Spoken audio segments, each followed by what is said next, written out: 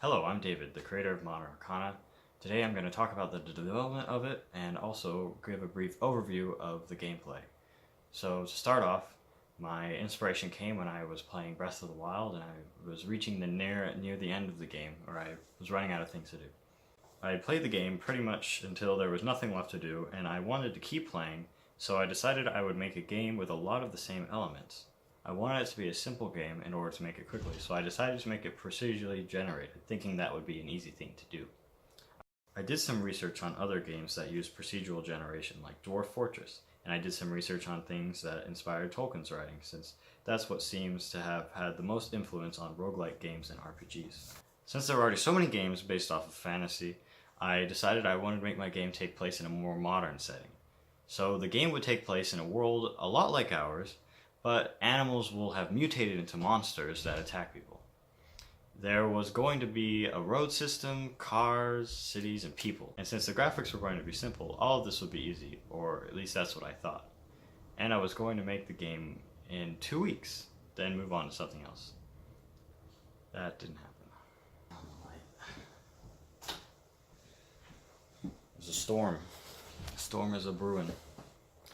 Alright, well, about 2 weeks into the development of the game, I had only scratched the surface of what I had intended to accomplish. I figured it would only take a few more weeks to finish it, since unexpected dilemmas always come up in game development. At about a month into development, I realized this game was not going to be the simple project I had thought it to be, and I had become very discouraged.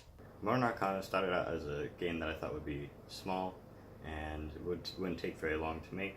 And I was very wrong about that. It's actually really big, and it's taking a long time to make, despite the graphics being very simple. So I decided to take a step back and plan everything that needed to be done down to the little details. And then I came up with an estimate of the amount of time it would take to do all that based on the list I made. The resulting estimate came out to be about 5 months with all the development periods added together.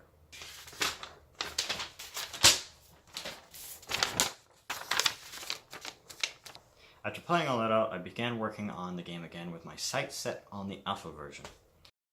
Now, here I am, about 3 months after I started working on Modern Arcana with the alpha version complete, and I'm ready to move on. I went into this project thinking that programming took almost no time to do, and that by cutting down on the art, it would take almost no time to make this game. After all this, I've realized that programming something this complicated takes a lot of time.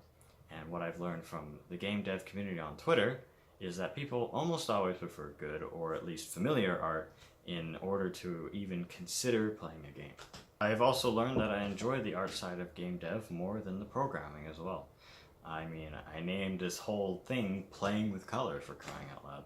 Alright, so let's take a look at the actual game itself. So you start by tapping New Game.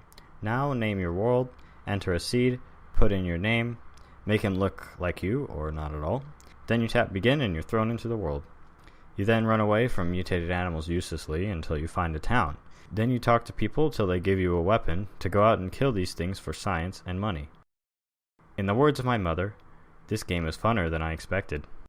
If you have enough patience and dedication, you can go to the desert, forest, coniferous forest, jungle, and even the snowy north. It's even possible you may find the end of the world. This is the alpha version, by the way. You can also zoom in and out with 2 fingers, and using 1 finger you can adjust the graph transparency. Also, if you hold 5 fingers down on the screen for at least 5 seconds, then take them off, you can access the debug screen with all kinds of interesting information. If you tap the screen again with 5 fingers, the debug screen will go away.